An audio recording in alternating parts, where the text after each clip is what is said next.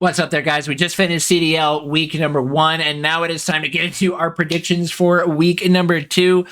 We're not going to spend too much time talking about week number 1 because I want to keep the focus. It's going to be coming out on a Thursday, so I want to keep the focus on the week number 2 predictions and what we're going to be expecting out of our teams here. I didn't make a video for last week. I kind of wish that I would have, but that's okay.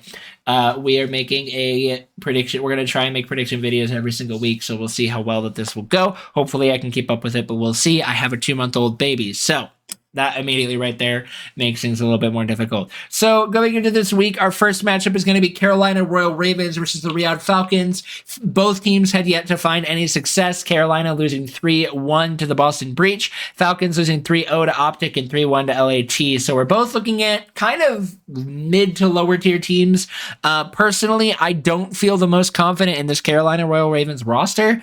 We've talked about them quite a bit throughout the offseason. And just seeing what is to be expected from these teams, I genuinely just don't have a lot of faith in what is to be expected from Carolina. I don't really like what we're seeing out of Riyadh either, but just with the sheer talent on this team, I think just when it comes to the slaying department, that the Riyadh Falcons are going to be able to do a lot better. I think they're going to win this in 4. I think Carolina have an opportunity to win it in the search. They showed some signs of life in the search against Boston, but it didn't last very long. So I genuinely think that if we're going to see any signs of life from the Riyadh Falcons, it is going to be in the search and destroy. Up next, we have Boston Breach versus G2 Minnesota. This is honestly, in my opinion, the biggest coin flip of the day.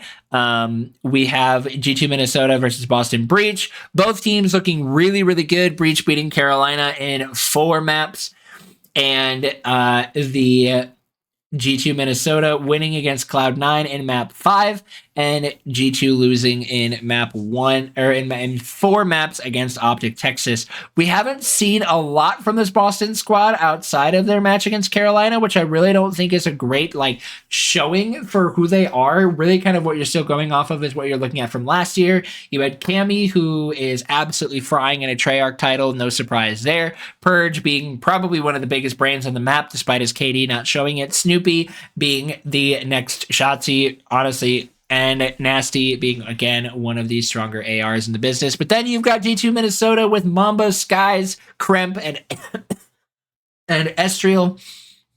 Kremp and Estriel being a very, very strong sub-SMG duo, and I think they're only going to continue to show that same level of success. Boston and Skies being the veteran. I think he is, honestly, right now, still kind of showing to be the biggest weak point on the map. And Mamba being a very, very strong rookie AR coming out of Omit from last year. And honestly, right now, my biggest worry about the G2 squad is Skies. I think Skies has a lot of opportunities to do things that are going to be really, really good. I think he does have a lot of veterancy that he can show that shows his experience. You know, he's a COD World champion. He knows how to play. He knows how to win. He just isn't really performing the best. And I think unless he's able to have a pretty bang out performance, I think this one is going to go to Boston Breach. But I do think this one is going to go to Boston in 5.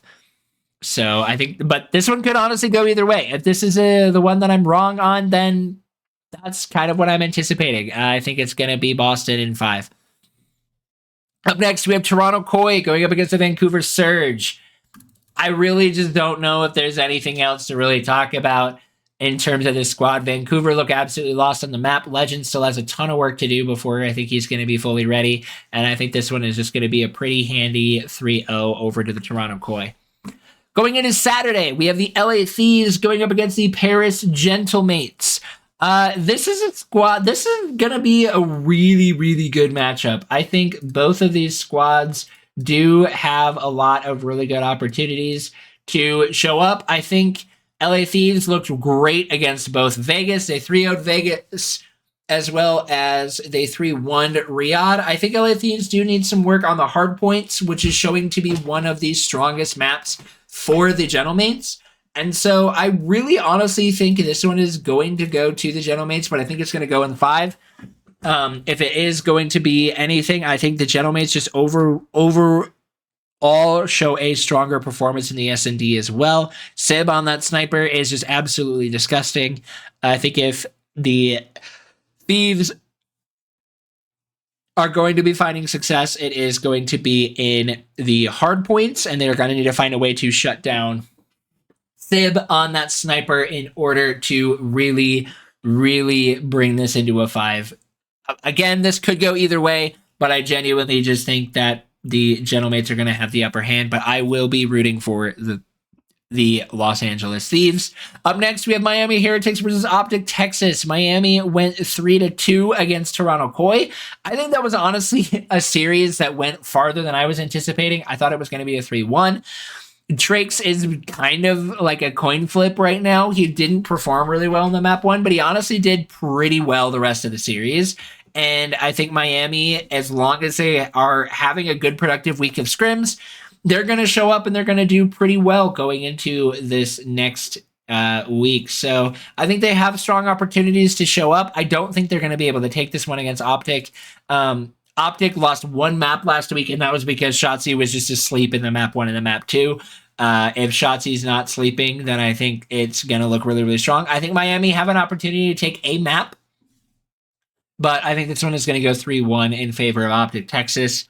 Actually, I don't know if they're going to be able to just currently based off of scrim results. Yes, they went to a map 5 against Toronto Koi, but Koi really threw a lot of things away in that series that I don't anticipate happening from Optic right now, especially with the way that Dashi and Mercules are anchoring things on the ARs. It just is, I just don't see the Heretics being able to compete at the level of Miami, right? Or the Heretics competing at the level of Optic right now. Up next in our predictions, we have Cloud9 New York versus Vancouver Surge. I think if there's going to be a team that we are going to see Vancouver take a map off of, I think it is going to be C9. I don't think they're going to have a strong opportunity because, again, Vancouver look completely lost in this match, in this game, and I really hope that Vancouver are able to have a productive week of scrims that will just be able to help them push forward and make some progress. I want to root for Vancouver because I always love an underdog, but right now they just aren't showing the strength that they need to in order to be considered a strong team. And that's going to do it for Saturday. Moving into Sunday, the final day of the week, we have Boston Breach going up against the Riyadh Falcons. Honestly, right now, I think this one is going to be the biggest test for the Riyadh Falcons so far. I think they have an opportunity to shake things up, but Boston right now are just looking really, really strong as a team. And I genuinely think they are going to be looking better than this Riyadh Falcons squad. The Falcons, they need to get Kismet off of a flex. I really don't think he works as a flex player. He needs to just have a sub in his hand. And I think if they're going to really be able to find success, honestly, they're probably going to be looking at a roster change, and it sucks. But I think in terms of people, I think it will be Kismet that will end up being the one to go. Not because I think Kismet is going to be the one underperforming. It's just they need a flex player, and Kismet's not the strong flex that they need. I really think that in order for Falcons to find success, they will need to find a strong flex, and it will not be coming from the... I don't think it will be coming from Kismet. Kismet is a great player. He's a world champion, and so he knows how to win. He knows what it takes to win in the game, and I think he is a very talented player. I think he just does better when he is not in a flex role.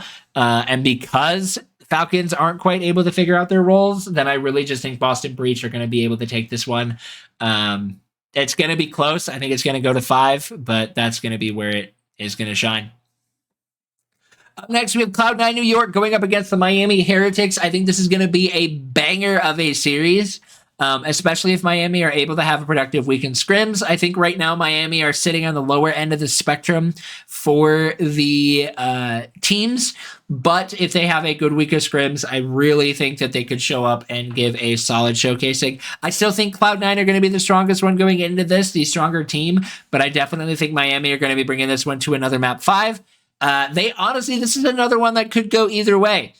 This is a squad that has shown power this is 2 squads that have shown power in their first week, and I genuinely think they have opportunities to do a lot of good work going into this next weekend, and this really could go either way.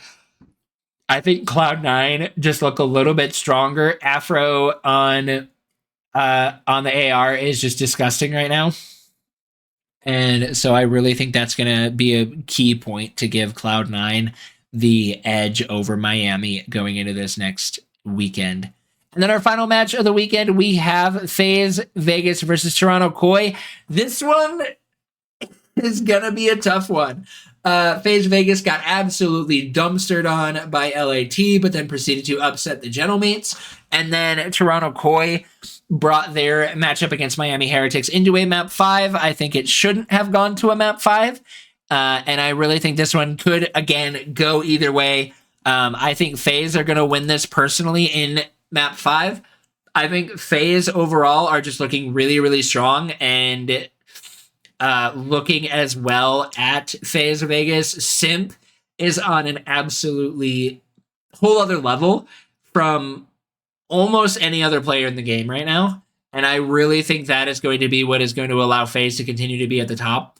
The biggest thing that is going to be looking for the success for Toronto Koi is going to be if Draza is not able to perform. Draza has not been having a good start to his season, and I really want to see Draza step up for this Vegas squad. But if he's not able to, then I think Joe Thieves is just going to be able to run circles around him. Real is just going to get all the work done in the world, and it's going to be a very difficult fight for Vegas and for Vegas if Draza is not able to show up. But I do genuinely think that FaZe Vegas are going to be the stronger team here.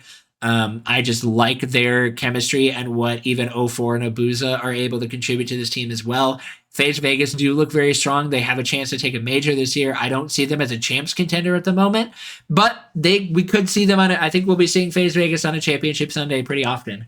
So yeah, that'll do it for our predictions, guys. I'm very excited to see how this week of the CDL is going to be shaping up. It has already been a really, really good season so far. I know it's only been 1 week, but I hope we continue to see this level of good matches, and I hope to see some upsets and see things getting shaken up. Right now, the top 4 is kind of all over the place. I think currently we're seeing our top 4 sitting at Optic, LA Thieves, FaZe, and Gentlemates, not necessarily in that order. But I really honestly could see either C9 or G2 Minnesota making some shakeups, and even Toronto could make some shakeups as well. So we've got a pretty solid batch of top 7 teams, and I just really hope to see the bottom 5 really make some moves to get in there. Honestly, even thinking about it, the only teams that I really count out right now are Carolina and Vancouver. So the top 10 teams are looking really, really strong. And I think we're going to be in for a very interesting year. And I'm excited to see what happens. So thank you guys again for watching. I'm hoping to, again, put out more prediction videos every single week. I want to do predictions for the entire season. And then we can talk about what will be coming from each team and kind of just get deep into the CDL season this year. So I hope you guys have a wonderful rest of your day. Thank you guys again for watching, and we will see you next time.